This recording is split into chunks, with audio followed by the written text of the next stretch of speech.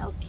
So hi everybody. Here we are again, Liza and Marci, and we are really reaching the end of her 3-week trip. And we've been postponing this interview for long because we have so many things to do and we have so many things to talk about. But finally we are here. And I just want to ask Marci some really important questions because this is important for me as well as all of you people out there who are interested in our journey. So Marci, what I really want to know is this, that I looked everywhere for some help and some way which would feel right to me to help Aaron to talk, and I didn't find anything. And then finally I had to search and I found you. So I just want to know that what is it that you do which is different from the current practice? So, yeah, first of all, I want to say thanks for Lisa, and she's worked so hard because we're learning together, and I think that's what I do that's different than therapists that maybe are new or therapists that are working in more structured environment. I'm really lucky to be able to do things my way, and I always have been a little out of the box in my therapy, and for the first 20 years it was okay. I was getting nice results with kids, but then about 10 years ago the whole system kind of started to change, and I think that's the difference in your perspective than the clients I worked with 25 years ago. Parents are coming into the experience of having a child who's late talking, and the current way recommendations, it's all being sort of funneled into one system that is sort of giving the power back to therapists and ABA providers and teachers and other people to fix kids. For some reason, this trend is not for looking at the abilities of the kids, but looking at the disabilities of kids. And I've always been kind of anti that because I always had the job as a therapist to connect with kids. I'm only me. I'm only seeing them one time a week or even less in some cases. And I knew that by myself, I wouldn't have much impact.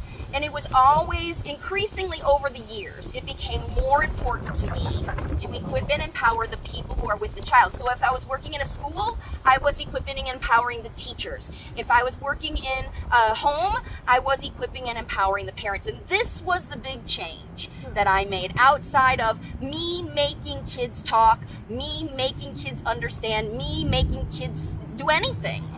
Was parents were coming with these concerns. The child's not talking, even the teachers were coming with concerns. And I was addressing those concerns from the child's perspective instead of the teacher or mine, because I even have to have conversations with parents and teachers about how real are these expectations? What are we even asking these children to do? Already they're struggling. But what is it that you were doing? I mean, at that time also there were SLPs and the children who were late talkers. But she was in the system. Yeah. So was she conforming to that system, or were you doing something which was different at that time? You know, I was sneaky about it. And it was also very family centered, right? So what was happening, like I said, I've always been an out of the box person, but when I was in a job, because I also had the experience, I don't know, good or bad, of working with a lot of different places. I was a contract therapist, so I was working in a different school every year, or even multiple schools in a year. And it always mattered who my partners were. If I had good partners, then we could be more creative. But if I had people who were very rigid in their expectations, so that's what happened when the system started to change about 10 years ago. The expectations of what I had to do as a therapist were changing. What people wanted me to do with their kids was changing. Before it was like play and engage, and the kids would start talking, and it seemed a lot easier to be a speech therapist then.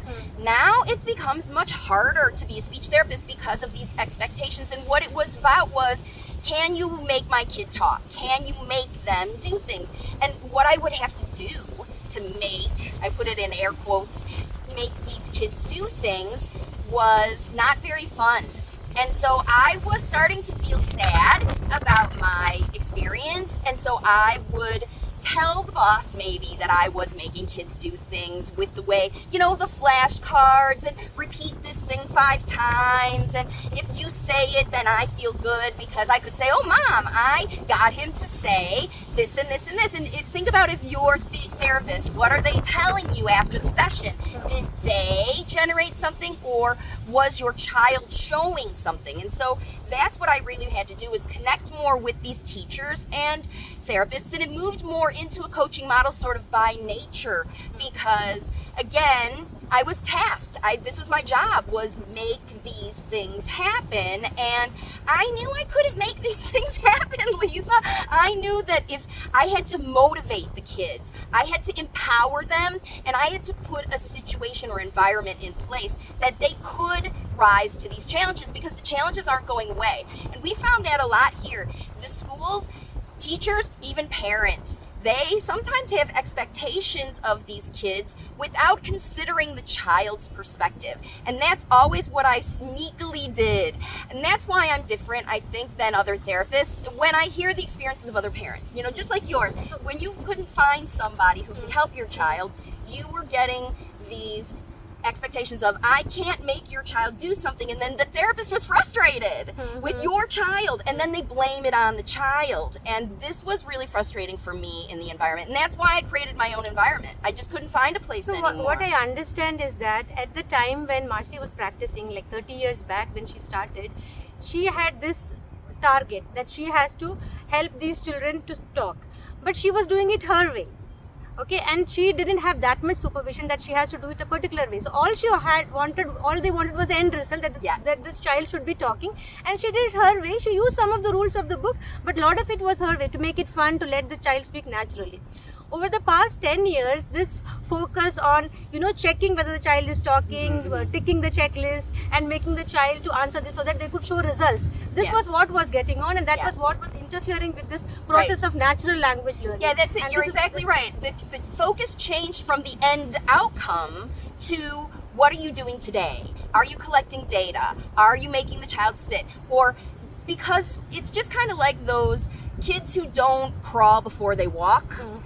All the parent wants is the child to walk, but sometimes people will hold the child back and make them crawl, even though their way to learn to walk isn't crawling to walk. And I think, it's also the idea of this Gestalt language learning versus the analytic language learning. So memorizing and repeating and listening and repeating is the more analytic way, but the Gestalt language was really from learning from example. And this is the method that I choose to use because I was far more effective. Again, I was always thinking about the end game. How am I going to motivate this child to use the spoken language that they're learning at home from me, from other kids? And it was these fun phrases. First of all, I had to make the connection with the child, and then I had to show them that my speech was useful and fun, and then they would imitate me. But when I was asking them to imitate the old way, just because I said so, or just to get a reward like you'll get the candy if you say it 5 times, or we can actually stop doing this activity when you do it 20 times or whatever, instead of those tangible reward reasons, I was facilitating through fun and connection a more intrinsic motivation in my clients. The kids, it didn't matter what age they were, from 2 to 100. I was working with all these people, and when I made that connection with my clients, whoever it was, how, I know speech is hard for you, and I'm here to make it easier, happier, more successful, and more fun. And then what happened was all of my ideas to do that analytic, make kids do, bribe them to do, that went out the window, because even when the client was buying into that end outcome, I want to talk, because these kids do, right? They want to use spoken language. They're frustrated by their lack of speech. They also are so aware of people judging them around them, and they can understand when people put them down or think that they're low or under, or that's why all these diagnoses and labels of less than or level this or level that, these kids understand. And what I did was I knew that stuff was going on, and I would consciously connect with my client, whoever they were, from 2 to 200, not 200, but you know what I mean, like that. And connect with them about what's so powerful about the speech, and that's why things are moving well. Yeah, so Marci gives a lot of information and it's all so jam-packed, and I don't know how many of you are able to keep up with it. But she just throws in these phrases which she assumes everybody knows, like gestalt and analytical. So it took me quite a while to figure it out. And what I feel, these are the late talkers who are being missed and who are being forced in a certain form of speech and language therapy. So there are these kind of children who learn naturally, the neurotypical ones who they learn analytically. They learn one word, then they make 2 words, then they make 3 words. But the gestalt learners are more holistic. So they learn the big phrase with reference to the context first, and then when they figure out the importance of the word, that is when they start to speak in sentences. And these were the usual late talkers. You must have heard of children who speak when they are 4, when they are 5 or 6, and they suddenly start speaking whole sentences. So these are the gestalt learners. Now what is happening now is that these to-be gestalt learners who would eventually have spoken at 4, 5, 6 or whatever in complete sentences, they are being caught at the age of 2, 2.5. 1.5 even. 1.5, yeah. And they are being tried to teach them in the analytical way, which is not their way of learning. So this whole process gets disrupted. And Marci used her experience and intuition and knowledge and experience and all those things to figure it out. Who are these kind of learners? Who are those kind of learners? And even then it didn't matter because she connected with them. So I think this is important. This is what is being missed here. And it took me quite a while to figure it out. That probably my late talker is a gestalt learner. And I put him in some speech therapy or whatever, which was trying to make him do the analytical thing, and it didn't work for him. Right.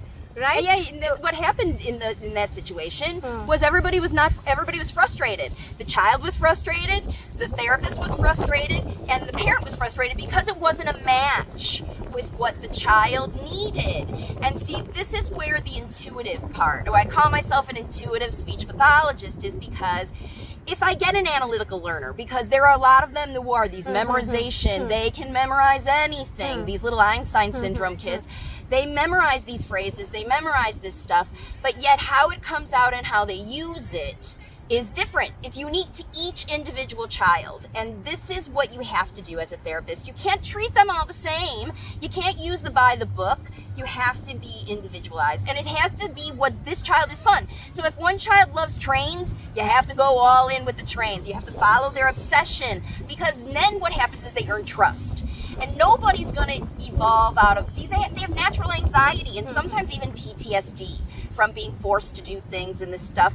And when they develop it, ultimately, this trust with me, they listen.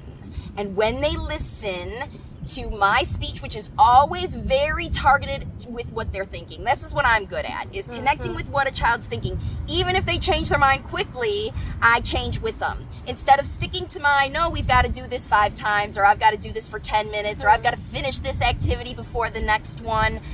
All of that stuff is a balance, right? Because we do have to have expectation of excellence from these kids, because ultimately, otherwise, why are we working? But it's them that have to buy in, and it starts with trust in the therapist, and it starts with trust in the method, and it starts with feeling good from the beginning, not someday when you do all this hard work, talking will come. No, talking is coming every day when you do this. And that's why so many parents see results in days or weeks instead of months or years, because the difference is the connection between the therapist and the parent. Because first of all, kids don't make progress in days without parents doing work. This is it. You cannot rely on the therapist no matter how good they are. I could be the best therapist in the world and I cannot make kids do anything. I'm aware of it.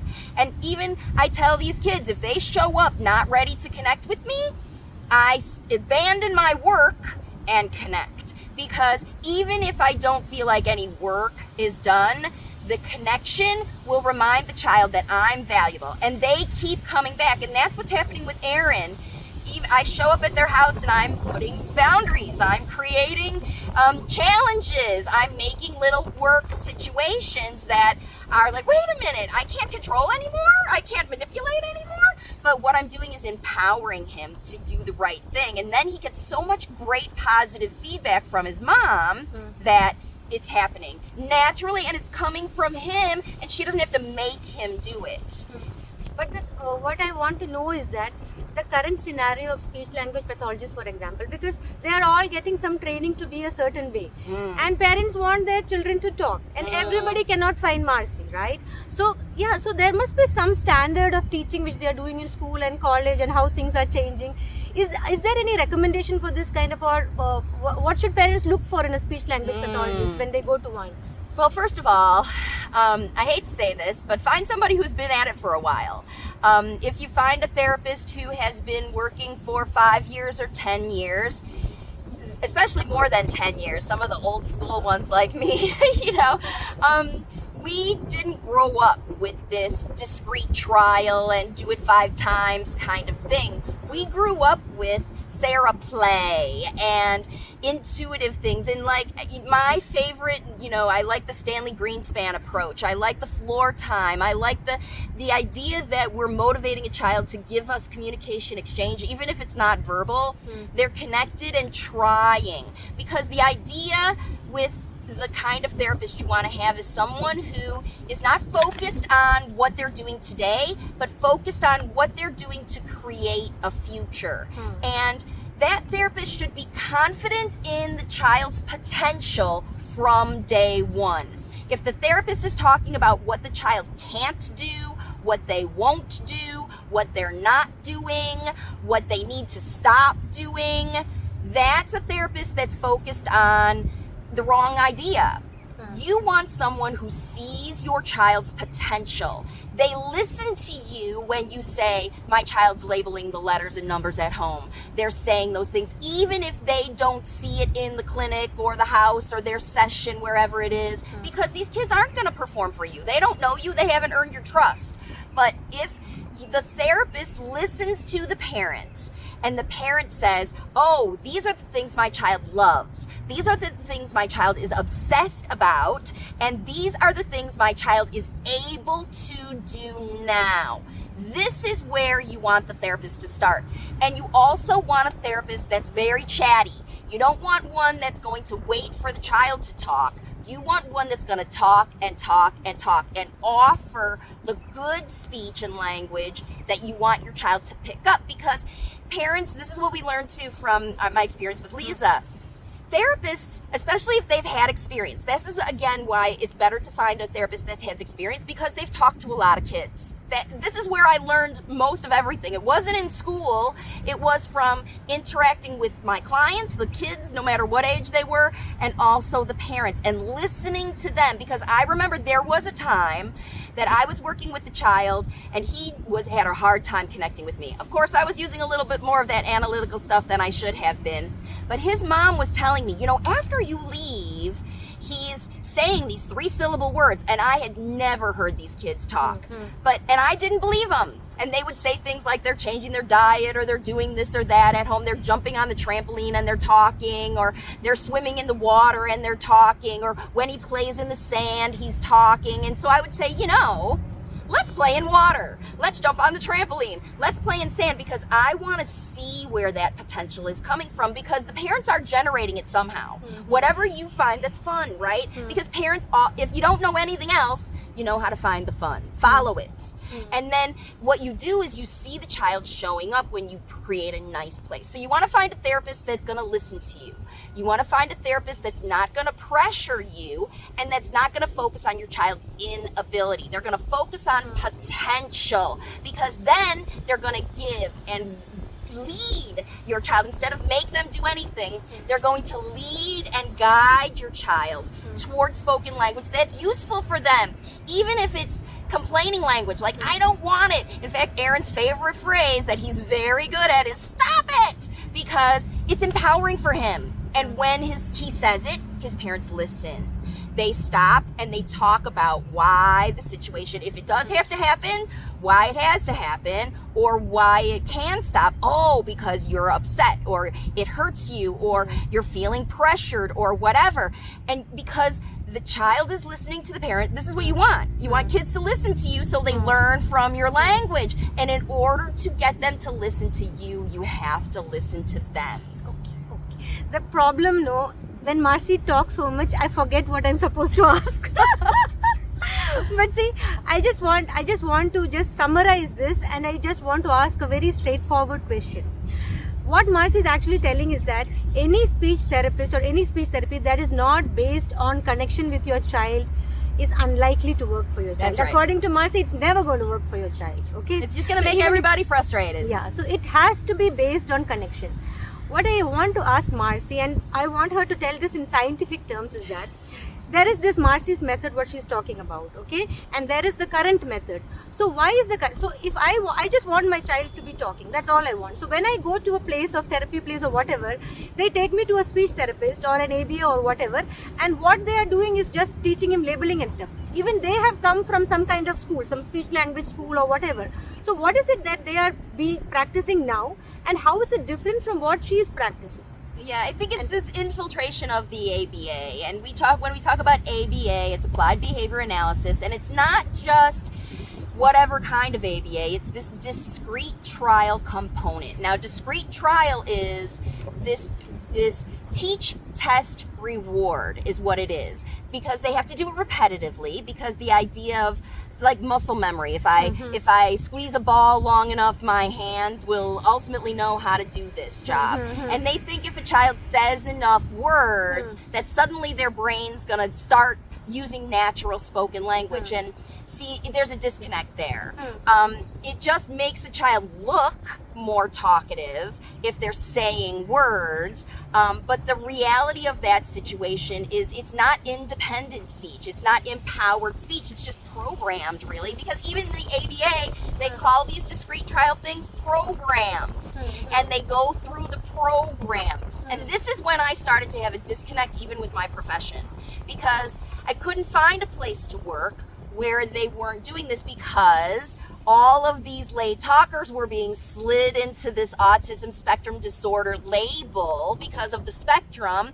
And if they're late talking and doing one other thing, flapping their hands, lining up cars, carrying around toys, anything like that, suddenly they're now meeting criteria for autism, and then they're going through that, what I call the funnel, into the ABA. So now the child, but without even consulting a speech pathologist, they're being put in centers that are based on these discrete trial methods. And I'm using that word discrete trial to highlight, if you are taking your child to a place, you want to ask them, are you using discrete trial or are you using natural language modeling? Those are the differences. When we look at the difference between the Lovaas method and the Greenspan method, these are the guys that have been around, that they started it. They're the ones that got the ball changing from let's play with kids and they'll start talking like I learned 25, 30 years ago, to what's different now is these trials. We have to make kids do things repetitively,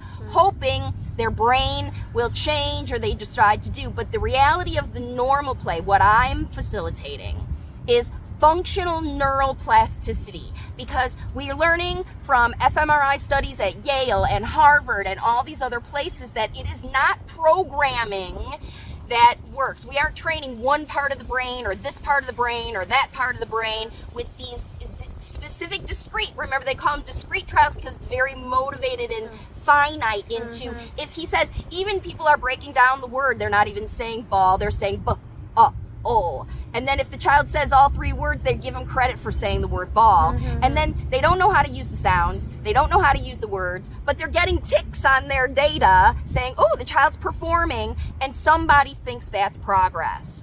And in reality, none of those people are looking at what we just talked about, the end game, the outcome of the process. They're too busy in the method of this discrete trial stuff, because again, in order to do discrete trial properly, you have to do it over and over and over and over and over for 40 hours a week.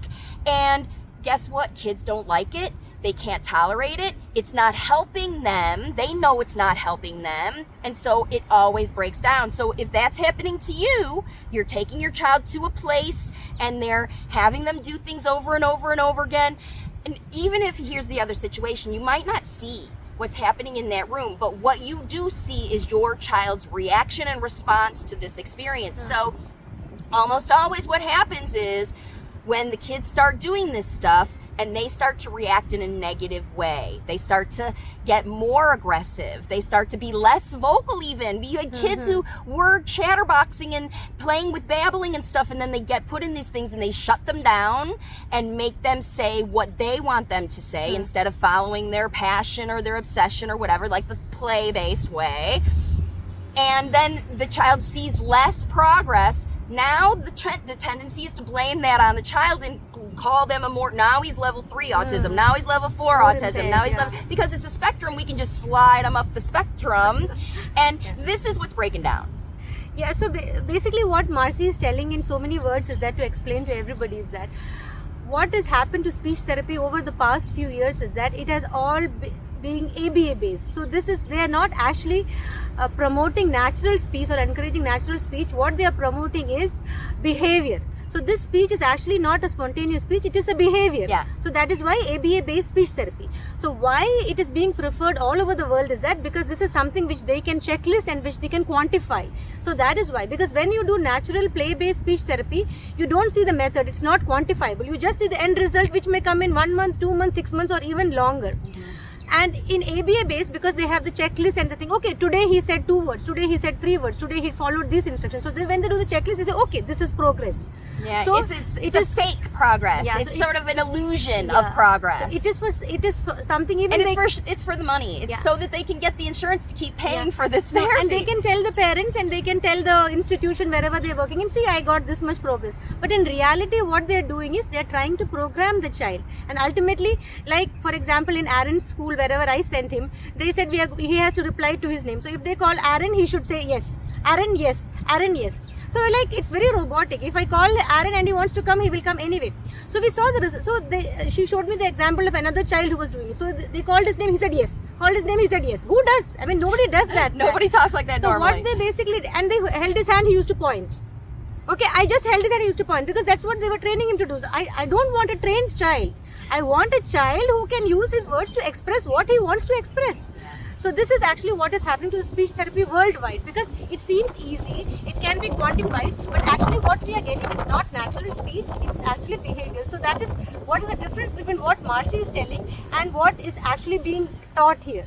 So what I would suggest to the parents is that whenever you go to a place, at least make sure that they are letting you to sit there with the child and see what's really happening. And if it is stressing out your child, I don't think it's worth it. No, and the thing too is, if you have a good therapist who invites you to come into the session, because this is what they should be doing, because ultimately the therapist should be teaching you, and this is what we're doing. Is, you know, Lisa benefits so much just from watching me interact with Erin, because I know what I'm doing. I've been doing it a lot of times. She's new in the process. Also, she hasn't seen good examples like what she saw in the other therapist. She didn't want to do, but what she sees me do with Erin, she wants to do. So, and another thing I just want to ask Marci also, there is this, now we need to clear the air about certain things, because for me the main thing was when I used to go looking for ABA and this and all, I never got any clear answers, and then it used to go around, it's going down a rabbit hole, okay, then they never figure out what's really happening, and everybody is like, this is so great, this is so great, this is so great. So I just want to know, is there anything which is good ABA? Can there be good ABA? So we need to figure it out, because that is the mantra all over, you know. It's you know, we just met a BCBA, which is the top level of training of ABA, and even this woman, you know, it was interesting because there was me and an OT and this ABA lady who was in this little meeting we had with a psychologist, and we were talking about ABA, and there was a lot of this sort of banter around because we were kind of bashing this idea. But what was also interesting was this ABA practitioner herself, she was feeling the frustration from this discrete trial. And I think this is what's happened with ABA, because everybody's getting trained in it. The training is very limited, and all they train from the beginning is this discrete trial stuff. And so if you're not connected with a child and you're going in with your ABA manual and knowing, all right, well, my job is to make this kid do these things this many times, and that's what you're focused on, And then the only way that you as a practitioner feel success, if you can make the child do something, that's why these rewards, that's why the bribes, that's why the candy, that's why the cookies and stuff, because therapists are stuck. They're like, well, if you expect me to make a child do something, I've got to have something fun. I've got to have bubbles. I've got to have something to get them even to pay attention to it. And see, this is what's different. I don't have to have anything to get a kid to pay attention to me. I don't have to have anything fun except for the experience of whatever we're doing. So we can be just walking on the street and talking about how we feel because there's a cushy ground under us, or it's soft grass that we're walking in, or our feet in the water. All we have to do is talk about the experience, and I know the child is listening. But what I want to know is there anything which can be good ABA for speech? I don't know. I mean, I haven't found it yet. This alternative, I mean, people are talking about kind ABA or whatever ABA, but ultimately they can't call it ABA unless they're doing this discrete trial. So I don't see how they're doing it. I think they're hiding. I think they just, even the good ABA people, they must not be doing discrete trial. They must be, if your child likes going to their ABA session, that there can't be much of this pressure going on, because how would they otherwise They must be tweaking it a bit. They must be tweaking it. And just, that's what I did, right? When we talk about, I'm always the out-of-the-box person, and that might be what's happening, because you don't have to have as much training to be a BCBA as you do to be a speech therapy. You have to go through a lot, masters and all that, to get a speech therapy, and you don't have to have that training for ABA. And so I think without the training and experience, all you can do is what you know. And I don't know if it's good. I haven't seen it yet. Good. Okay, all right. So now I just want to ask Marci, where do you plan to go? Where do you think what's happening now? So the plan is we're going to equip and empower you. If you're a mom, if you're a mom, I already have a program. But I know that parents need assistance. This is what I'm learning. Even Lisa's probably the best ever language facilitator, but she's got a tough late talker who's really stuck in a lot of blockages, emotional blockages, things like that are going on. Anxiety, leftover kind of PTSD from a lot of trial and error, with methods that weren't working very well. And then also Lisa's been in some habits at home where she's felt bad. She's felt bad for her child, and she doesn't want him to suffer.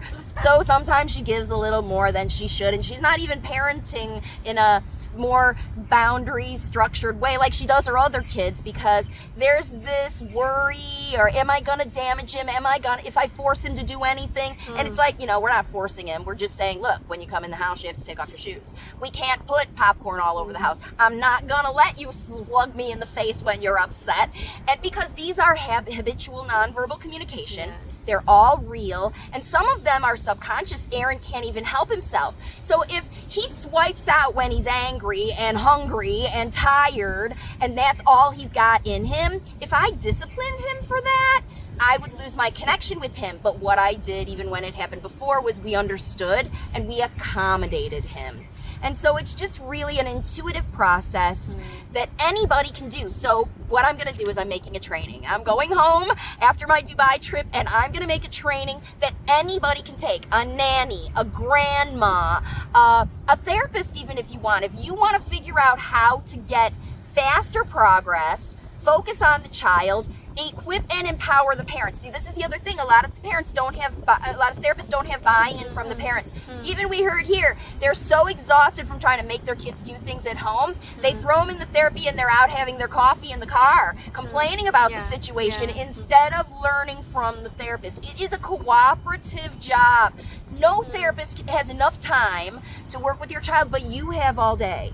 And even if you're working, Lisa's a full-time doctor, commuting to work. Her husband works full-time, and he goes to school. So we're working with equipping the school and equipping the shadow teacher and equipping the other people. And this is the kind of training I'm going to put together for people that's going to make it easy for you to become a language facilitator, encourage this Gestalt learning, and avoid the traps of falling into this I gotta make this kid do thing, because even it's a mindset of the therapist. When you become a facilitator mindset and give up this I gotta make the kid do thing because you trust in the process, when you know, and it comes with confidence.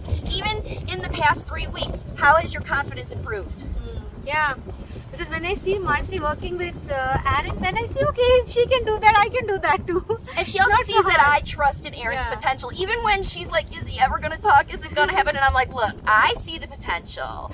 And we as professionals who know how speech and language evolves, it's our job to equip. That's how we equip and empower parents. We show them how powerful they are in the process, and we give them easy strategies. If I made this too hard, you got to make your kid do things, she wouldn't do it, guys. And so if I have to make it easy and fun for Lisa, so she makes it easy and fun for Aaron, and even we've made it easy and fun for the siblings. Okay. All right then. I don't remember any more questions to ask Marci. And this is a long video compared to whatever, but I think people are going to appreciate this Yeah. conversation. Yeah. And you know what? I think that's what it is. It's an ongoing conversation. We don't have a real solution, but I think the big message that Lisa and I want to convey is there is an alternative. If you feel like you're stuck, if you feel like the therapist isn't listening, if you feel like you can't find anybody, then the first thing you do is learn yourself. And there's 600 videos on YouTube on wavesofcommunication.com. I always do the wave to help everybody remember. You can go learn yourself. You can get the workbook. You can try. And then what I'm going to do is, if you have someone around you, a nanny, a caregiver, a babysitter, a whatever, then you want to stay tuned and send them to my training so you can equip them to be your partner, because that's what I've been in this 2 weeks, is Lisa's partner. She's doing the job. I'm helping her because I'm leaving to go help other families. Okay then, Marci. Thank you so much. It's been the best fun ever. Thanks for joining us, everybody. Okay, bye.